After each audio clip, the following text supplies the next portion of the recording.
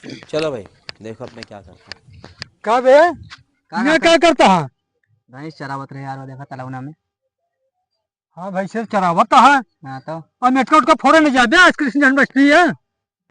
Met काट का फोड़ा न जा हम जानता ही ना है। हाँ हाँ बार बार कन्हैया जी बनाए के मेट का फोड़वा। जब हम सोचे कौन होता है हाँ कि कन्हैया जी ना हम चोरी चुप्पा जाई मेटकी फोड़ के कहते बढ़िया मक्खन खाई। जो दिन कन्हैया जी की जन्माष्टमी रहत है हाँ वो दिन तो जान के कहते मक्खन जो ना तो चढ़ावे खातिर हाँ ओका जान के ताला मार के रख दिया कहता कहते अलमारी में कहता बक्सा में। हाँ अब चूती दिखाते जाई मटका फोड़ी हुआ। तो का गोपियां इंतजार करती हैं।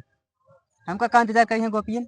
लखा दिया है राजू का आजकल के गोपियां लगती उगती ना है। हाँ हाँ वो सब अपने मोबाइल में का तो फेसबुक का तो इंस्टाग्राम का तो व्हाट्सएप पे सब चैटिंग करत रहते जानता है कि ना है। समझा। अच्छा। हाँ अब इंतजार इंतजार ना करते गोपिया। समझा वो जमाना गवा।